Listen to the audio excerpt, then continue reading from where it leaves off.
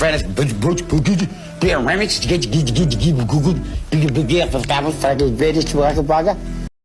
Dia ngebentuk sekte namanya The Family gitu kan.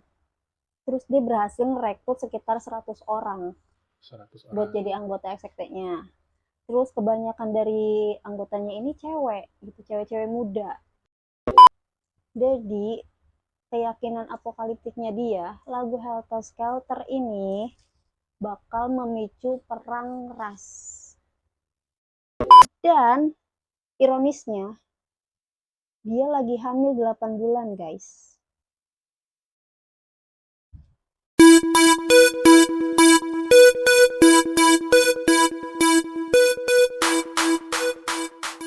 Selamat tinggal sayang, bila umur berpanjang lakukan datang kebaikan. Satu balaskan kejelang yang sayang. Ku ingin kau rasakan pahitnya terbuang sia-sia. Memang kau pantas dapatkan.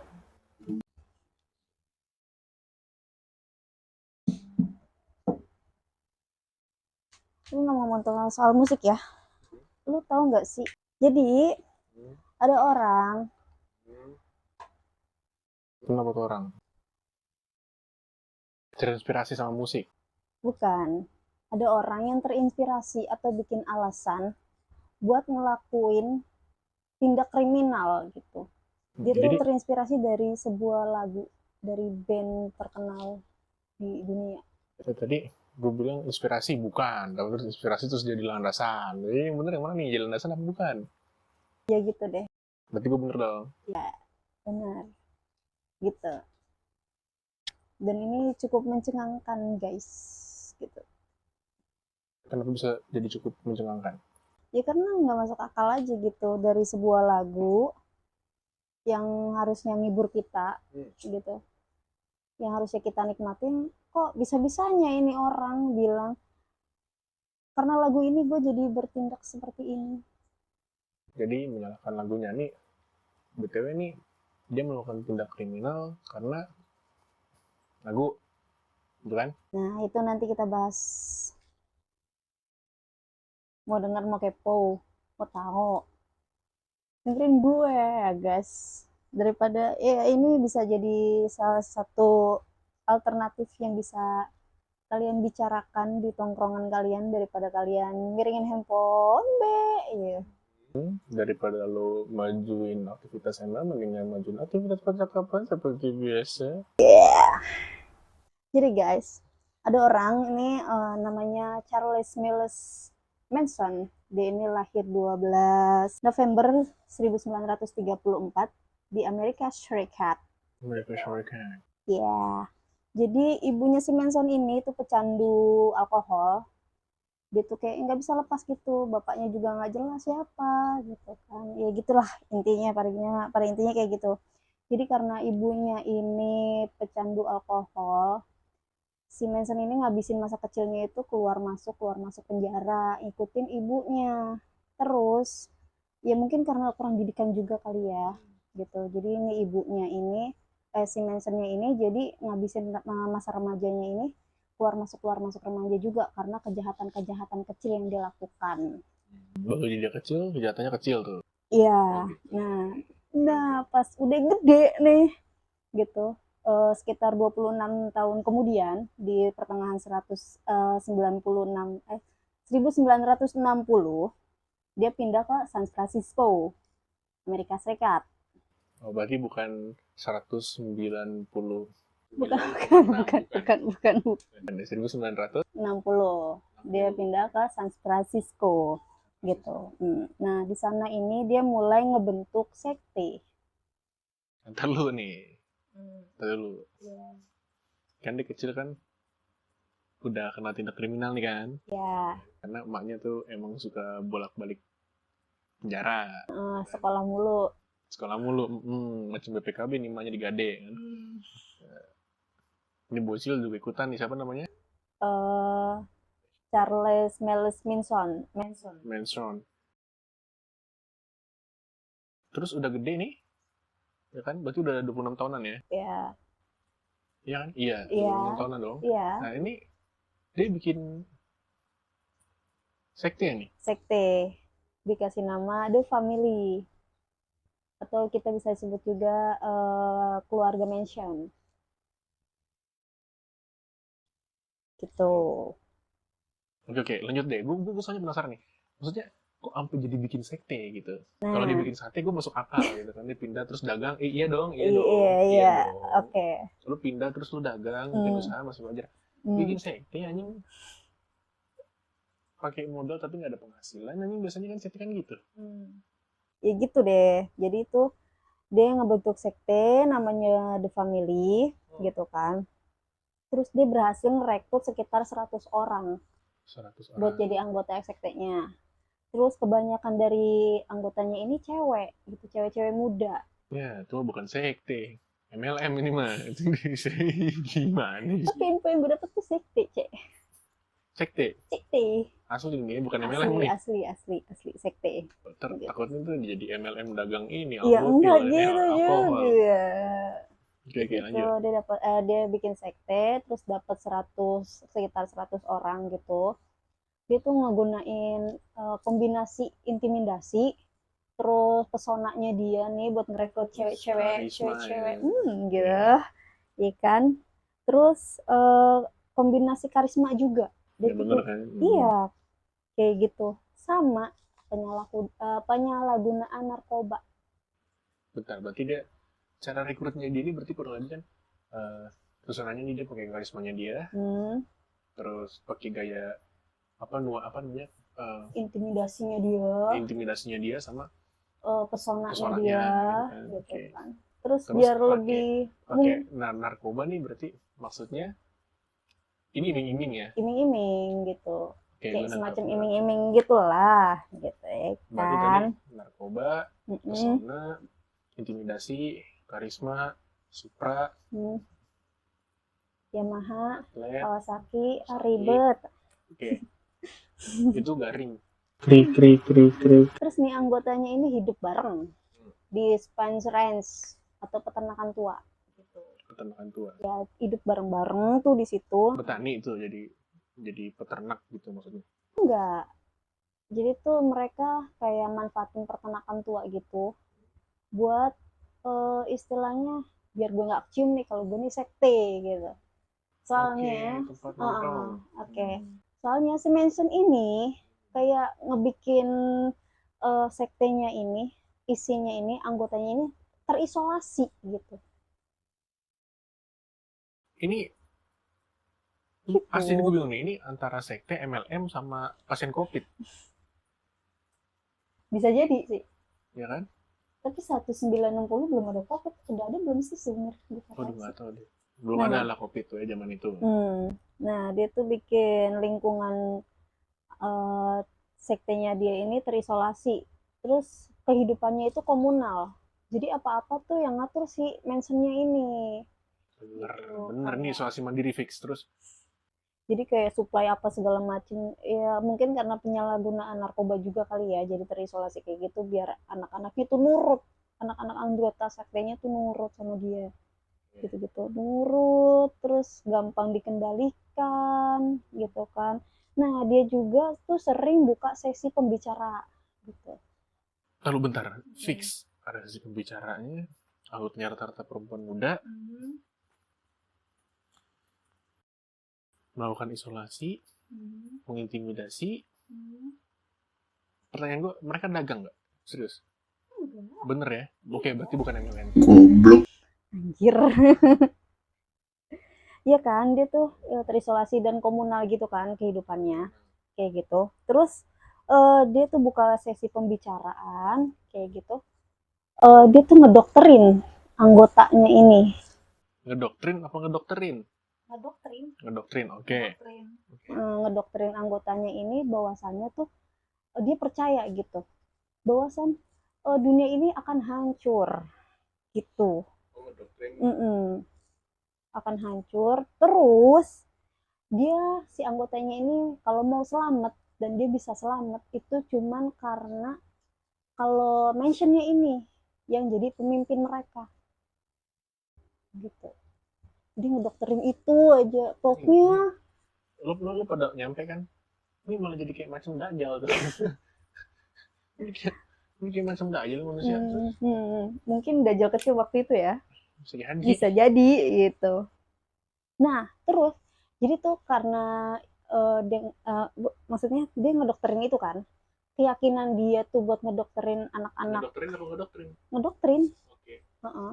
Dia tuh ngeyakinin anak-anak anggota sektenya ini bahwasanya tuh dunia ini akan hancur berasal dari lagu. Inspirasinya tuh dari lagu Kalau gitu. inspirasinya dari trompet sangkakala, iya, boom, ya kan? Hmm. Jadi tuh terinspirasinya dari lagu gitu. Lu tahu ini enggak? Apa nih? Ini yang menyenangkan. Bentar, gue nebak. Sekarang kita mau bahas judul lagunya apa sama siapa pencipta lagunya. Bener. Oke. Nah, ini dia intinya. Lu tahu album The White dari The Beatles?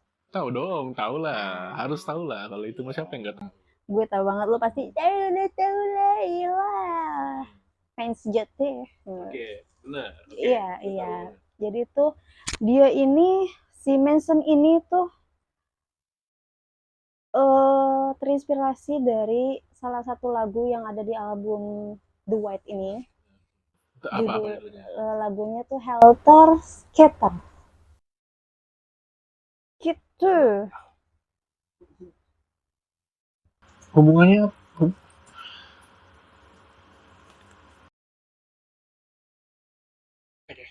Ya kan? Dia tuh percaya, dia tuh punya keyakinan apokaliptik gitu. hubungannya sama Helter Skelter. Nah, jadi keyakinan apokaliptiknya dia, lagu Helter Skelter ini bakal memicu perang ras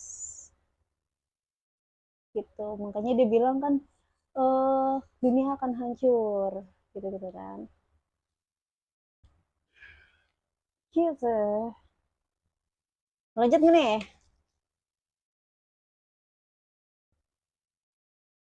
Gue denger lagu The Beatles, denger Helter Skelter tuh tidak merasa ada lirik yang ganjil. Penyerapan liriknya juga nampaknya tidak ke arah sana. Nampaknya. Beda ya namanya. Orang tuh biasanya tuh sama sebuah karya seni tuh punya pandangan masing-masing. Tapi coba deh, ntar dulu. Kasih tahu dong sama ini penongkrong-penongkrong yang tidak pecundang ini, bahwasanya tuh Skelter Helter ini menceritakan apa sih? Iya, Helter Skelter ini lagunya tuh menceritakan soal apa sih? Biar mereka juga yang nggak tahu, maksudnya yang nggak terlalu ngefans sama The Beatles tuh nggak ngerti gitu. Gini deh, intinya kalau misalkan lo mau tahu panjangnya kayak apa, lo bisa googling. Tapi kalau misalkan untuk Helter Skelter sendiri, bisa dibilang dia ini lagu pondasi yang ada di album apa? Yang ada di album The White. Ya. The White album itu lagu pondasinya memang di Helter Skelter. Kenapa? Karena sebenarnya The White album ini lagu-lagu yang bersih kritik ya. Cuma mungkin paling tajam, paling keras itu ada di Helter Skelter gitu. Entah instrumennya, secara instrumen. Ada yang lebih keras dari itu. Revolution 9 itu instrumennya lebih keras, tapi kritiknya lebih tajam sih kalau menurut gue ya. Itu di Helter Skelter. Nah, iya kan?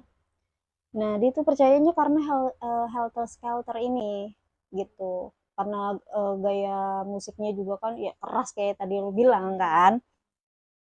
Jadi tuh dia tuh mengisyaratkan lagu ini sebagai acuan konflik antara kulit hitam dan ras orang kulit putih gitu. Kalau ini dia nih ada hubungannya sama KKK nggak? Triple K itu nggak? Wah, gue kurang ngerti tuh Apa yang tuh itu. ya? Tapi yang pakai baju putih-putih yang kepindah kerucut itu. Wah, nggak ngerti gue. Jadi dia memang dulu sempat ini juga sempat apa namanya mati-matiin orang kulit hitam gitu. Kayaknya enggak deh, tapi emang waktu itu di tahun itu emang lagi keras-kerasnya kan, maksudnya lagi gede-gedenya kan konflik-konflik itu kan. Memang terjadi di sekitaran tahun yang kurang lebih sama sebenarnya. Ya gitu. Tapi ini beda ya, ini sektenya dia sendiri. Sektenya dia Apa sendiri, namanya? The Family. The Family Oke, The gitu. Family. Kita Family, lanjut. family. Lanjut. Ya.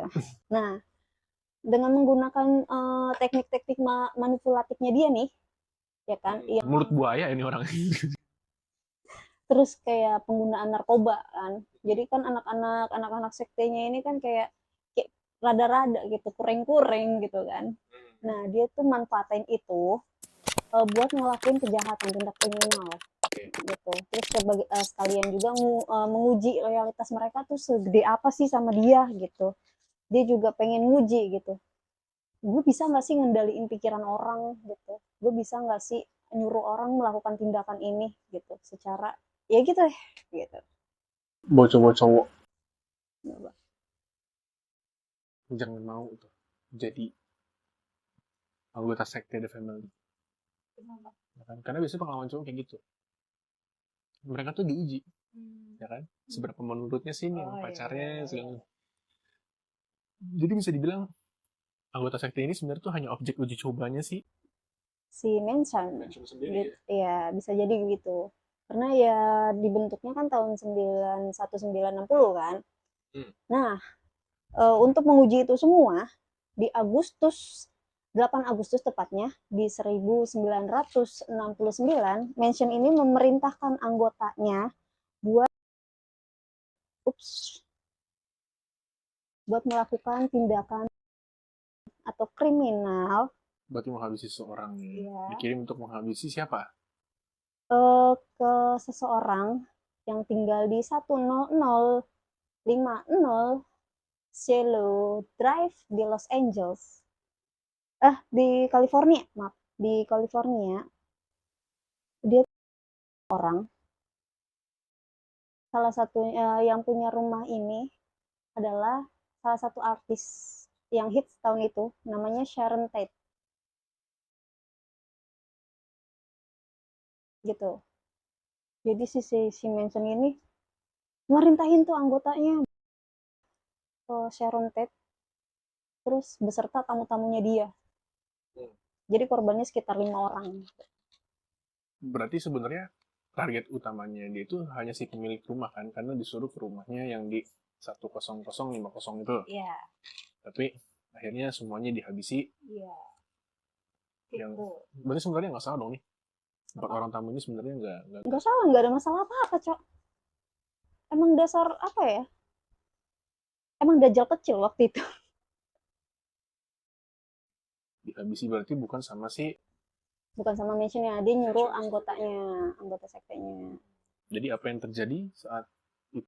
Nah, gue kasih sedikit info ya guys. Sharon Tate ini baru nikah di 20 Januari 1968. Berarti kejadiannya itu di 8 Agustus 1969. Ya kan? Setahun setelah dia menikah. Setahun setelah menikah. Dan ironisnya, dia lagi hamil 8 bulan guys. Gitu. Ironis banget kan, dia baru nikah setahun, terus sebulan lagi mau ngelahirin gitu. Waktunya dibikin lockout duniawi sama orang-orangnya sih. Gitu gitu ya, ya gue ya ironis lah anjir, sadis lah menurut gue. Masalahnya gini, yang dari info yang gue dapat gitu, si Ted ini udah mohon-mohon sama anggotanya si Manson ini, gue jangan ngebunuh karena dia tuh bentar lagi mau ngelahirin, gue pengen anak gue keluar dulu gitu, tapi tetap aja Jadi kena tancapan bertubi-tubi. bertubi-tubi. Sakit jiwa. Sakit jiwa anjir. Tapi ini kayaknya gue paham sih. Ini kayak jadi bukan jadi benang merah. Ini kayak nunjukin kita semua nih, sama lulu semua, jauhin narkoba.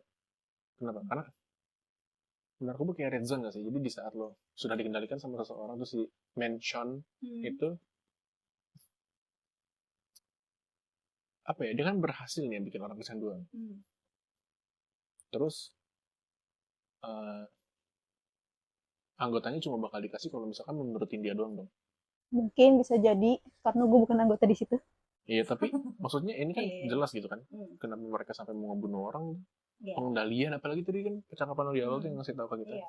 Dia ngendalinya salah satunya selain lewat tadi karisma, supra segala macem, itu kan juga lewat drugs kan, lewat narkoba gitu. Udah gitu penggunaannya jenisnya lumayan ini lagi. LCD, LSD, LCD, LSD guys. LSD. Kalau LSD gue tau tuh yang kecil-kecil, tapi kalau LCD kan kegedean kayaknya kan. Ya nggak sih? Tuh. Oke, bentar. LSD.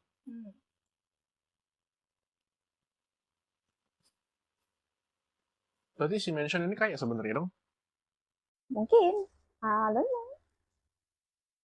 Tapi kita nggak tahu ya dia punya Iya. pekerjaan apa bareng-bareng sama si Iya. Kenya buat nyari duit kan, kriminal kecilnya di masa lalu mungkin diulangin lagi buat dapat uang gitu kan. Mungkin aja. Ya maksudnya kayaknya kalau cuma ngerampok doang easy nggak sih, ya nggak, lu bisa ngendalin pikiran orang untuk menghabisi nyawa seseorang. Ya kalau cuma nyolong-nyolong doang kayaknya gampang. Iya, apalagi rentan kurun waktunya tuh kan 6 tahun kan, sekitar 6 tahun dari 1960 sampai 9 tahun malah 9 tahun. kejadiannya.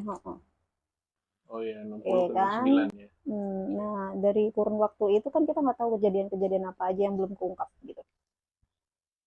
Nah, terus besokannya di 9 Agustus 1969 dia ngelakuin lagi pembunuhan. Jadi si Manson ini memimpin anggotanya ini buat datang ke suatu rumah yang ada di Los Angeles. Rumah ini adalah rumah pasangan Leno dan Rosemary LaBianca. Kurun sehari udah mulai tindak kriminal lagi. Iya.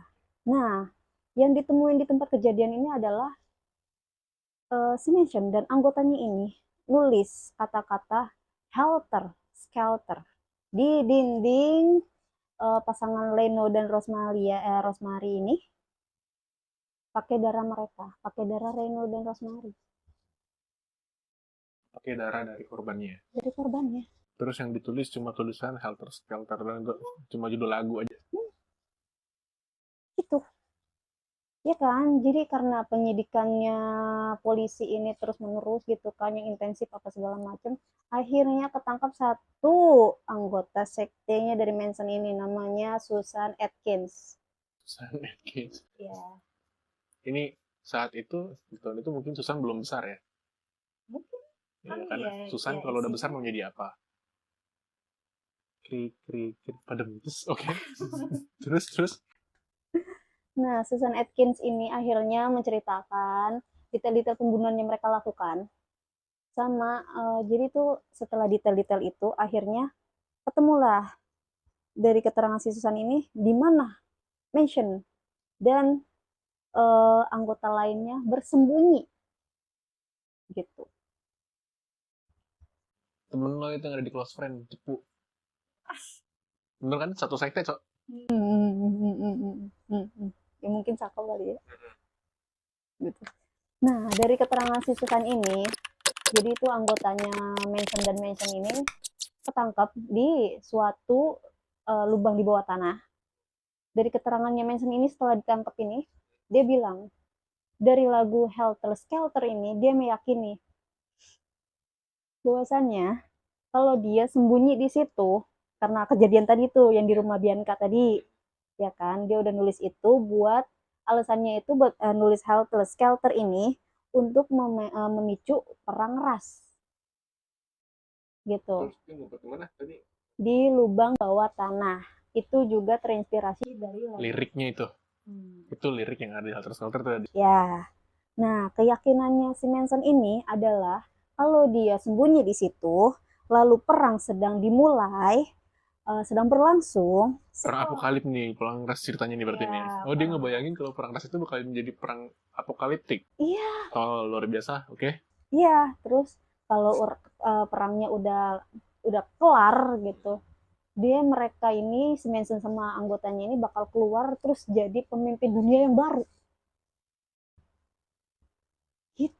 Jadi ceritanya kayak abis zaman Ice Age ya, terus nama manusia baru. Terus akhirnya mereka menemukan peradaban sebelum mereka, tapi peradaban yang sebelum mereka ini lebih maju gitu. Terus mereka heran, wah apa ini, wah ternyata zaman dulu ini, oh imajinatif sekali ya para pencandu narkoba ini ya. Tinggi terus. Ya, terus Udah tuh, mereka udah ketangkap apa segala macem, disidang lah mereka sekitar di tahun 1970, itu sidangnya sampai sekitar 1971. ya udah ketangkep mah pasti disidang, nggak mungkin disuruh jaga Iya bang kan. terlibat.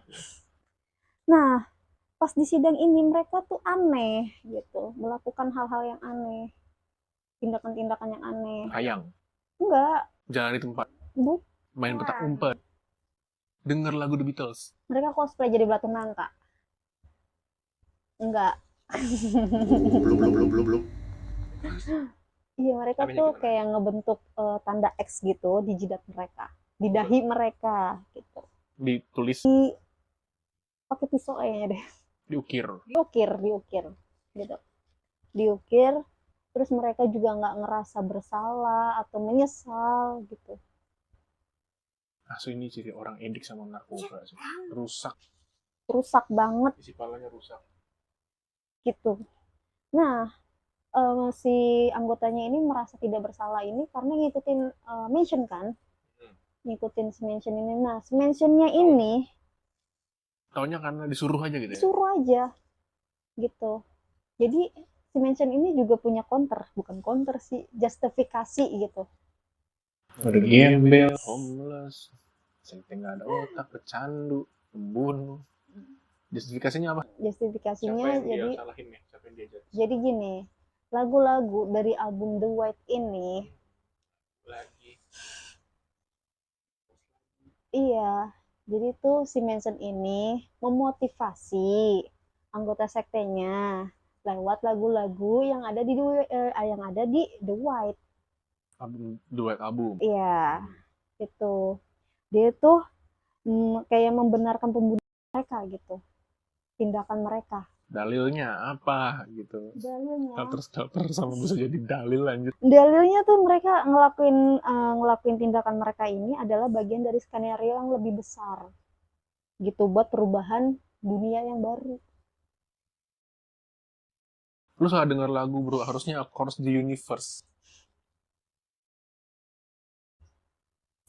Terus Itu kan justifikasinya si Manson sama lagu Helter Skelter kan. Nah, selain itu ada juga di lagu Piggies. oke, itu masih di duet album ya. Nah, masih di White Album gitu. Tunggu. Berarti ini berarti lagu-lagunya memang ada di duet album semua nih ya. Iya, iya. Terus, nah dari lagu Piggies ini, si Mansion ini, dia tuh meyakini bahwasanya dari lagu ini dia tuh mengkritik orang-orang dari kalangan menengah dan atas. Lalu yang berarti siapa nih? Si Manson atau Si Mansion gitu, dia tuh mengkritik lewat lagu Piggies ini gitu. Jadi kritiknya dia tuh gini. Jadi dia ngeibaratin orang-orang atau korban-korban dia dan anggota sektenya ini, mereka sebut babi atau pigis. si Pigisnya itu korbannya mereka, sebutan untuk korbannya mereka. Jadi kode dari mereka untuk menyebut korban selanjutnya itu Pigis gitu. Iya.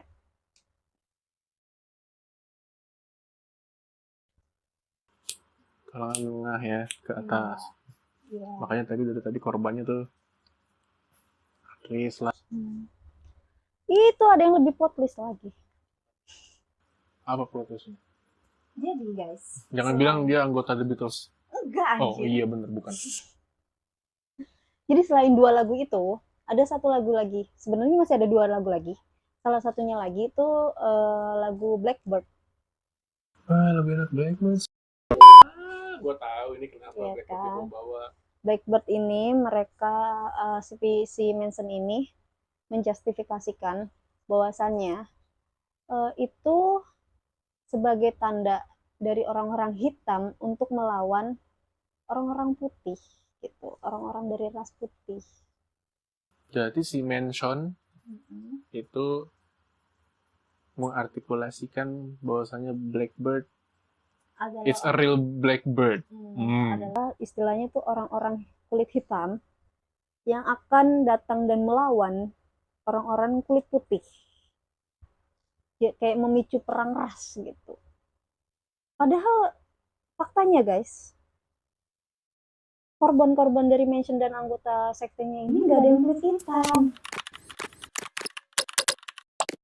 Iya kan? Kok iya kan? Gue juga nggak tahu.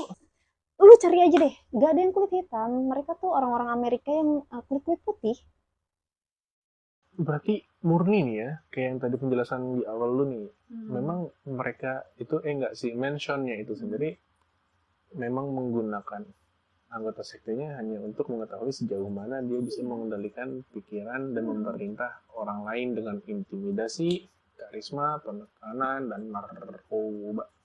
Jadi nggak ada sama sekali kaitannya sama orang kulit hitam nih dari aksi rangkaiannya dia selama ini. Itu cuma dalil ya. Selain itu, ada manipulatif juga dia tuh. Orang kayak gitu pasti manipulatif. Iya kan? Terus ada satu lagu lagi guys. Satu lagu lagi ini. Satu album aja ya lo bawa, Bang. Satu lagu lagi ini tuh Revolution 9 yang tadi lo bilang. Musik paling keras. Kenapa nih orang Iya kan? sambil konsumsi LSD terus dengar lagu ini terus dia merasa Iya, apa ada di medan perang gitu. Ngerasa instrumennya itu dari Revolution 9 ini. BTW, kalian yang suka heavy metal, terima kasih dulu sama The Beatles. Karena berkat album ini, banyak keluar tuh genre-genre baru, salah satunya heavy metal. Ya, gitu. Jadi tuh si Manson ini yakin bahwasannya tuh Revolution 9 ini adalah ramalan bagi dia gitu. Bagi dia pribadi ya. Iya, jadi tuh setelah kehancuran itu memicu revolusi yang baru gitu, dunia yang baru. Kayak ramalan kalau menurut dia tuh.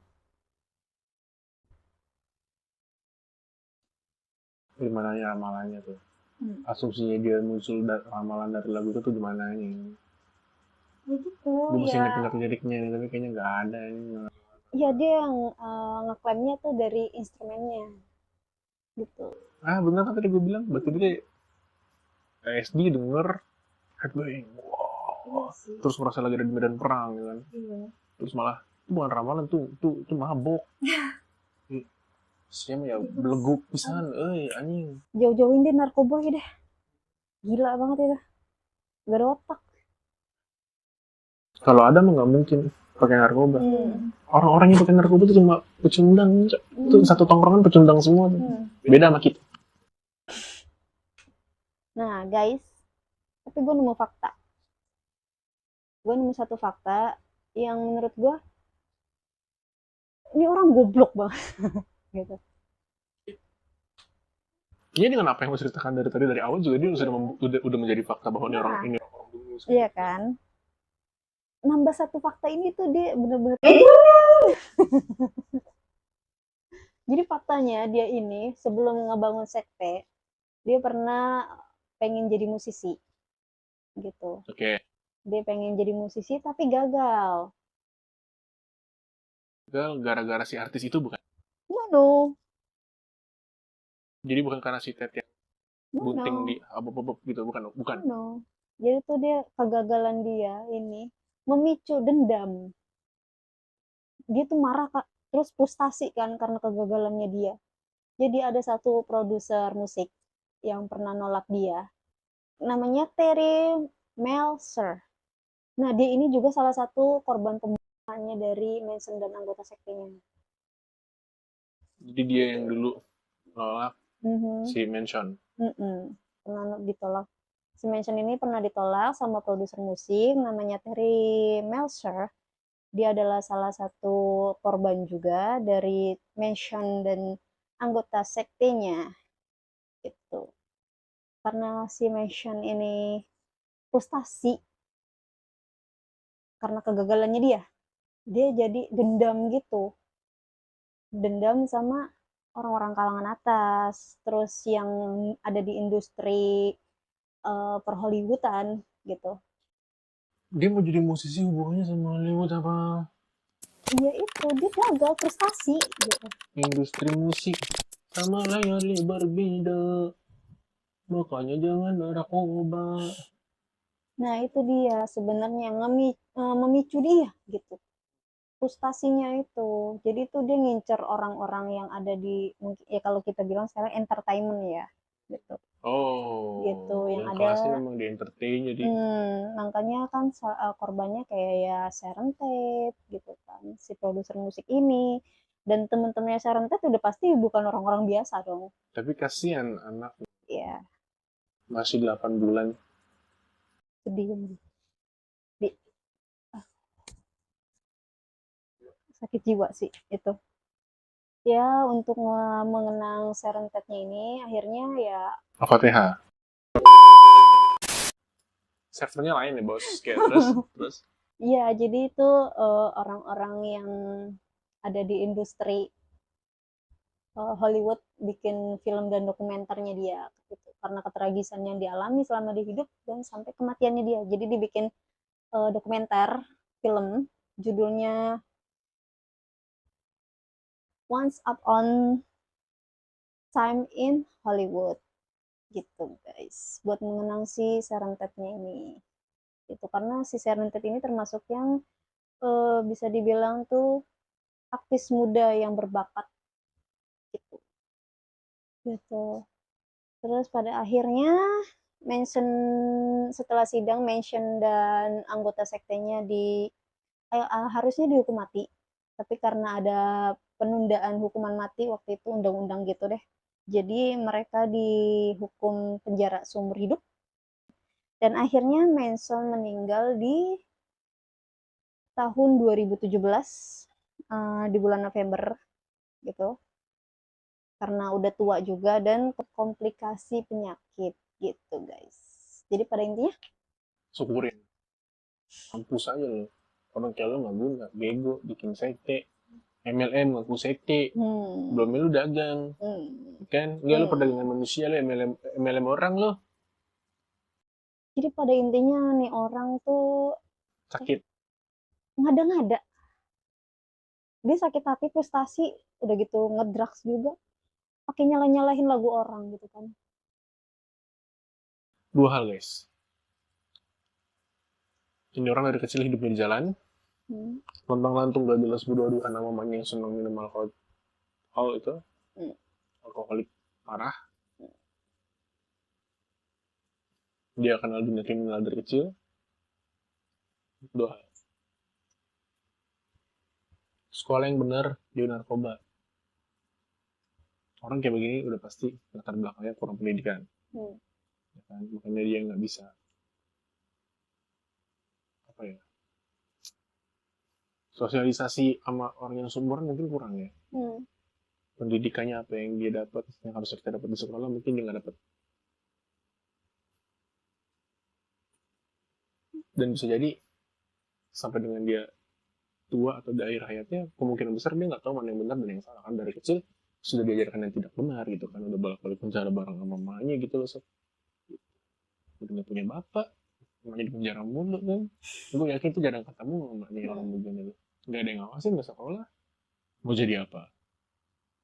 Jadilah Manson guys. Enggak, jangan. Ya akhirnya kita di penghujung acara. Anjay kayak kuis gue. Jadi guys pesan-pesannya semoga lu semua sukses. Jangan sampai kena narkoba. Kalau Jangan dengar lagu misalnya The Beatles. Enggak, jangan denger gitu. aja, denger aja, denger aja, denger aja. Tapi Iya maksudnya maksudnya. jangan berasumsi hal yang sama kayak si Manson ini, Hmm, karena gimana ya? Maksudnya bebas aja gitu, lu mau kritik sebuah lagu atau mengartikulasikan sebuah lagu, punya hmm, makna apa lagu itu buat lo, karena kadang kan cewek cowok yang pacaran aja tuh di beberapa lagu yang sebenarnya nggak ada hubungannya sama hubungan asmara mereka tuh dikait-kaitin gitu hmm, kan, seneng-seneng aja gitu karena menurut mereka ada relate-nya atau apanya segala macam, atau hmm, mungkin mereka sama-sama seneng aja sama musiknya atau mungkin kualitas vokalnya segala macam. Ya pokoknya jangan kayak si Manson, hmm. dia ini Ya. terlalu ngada-ngada ya. Hmm. Salah satunya biar lo nggak ngada-ngada, bener Ayu bilang tadi, jangan pakai narkoba. Iya, Sekolah yang bener kalau anjing. gagal coba lagi aja guys, coba lagi yang lain, ambil kesempatan yang lain, ambil apapun, yang penting jauhin narkoba narkoba apaan sih gue. Pokoknya lu jauhin narkoba dan berubah. Ah, Ya. Habis itu lo cari kesempatan yang lain bisa membawa lo sukses. ah, Habis itu lo bakal karena iya, daripada lu kayak ngelakuin hal-hal nggak guna gitu, mending lebih nggak berguna ini, ada gunanya sih. nah ini ngasih tahu lo bahwa sebenarnya narkoba itu tidak baik karena bisa membuat lo celaka sampai Hmm. ujung hayat lo. Hmm. Sekolah yang benar, dapat nilai yang bagus, jangan lo berhenti sekolah dan lain-lain cuma karena narkoba. Apalagi jual rice cooker yang masih ada isi nasinya cuma buat penuhin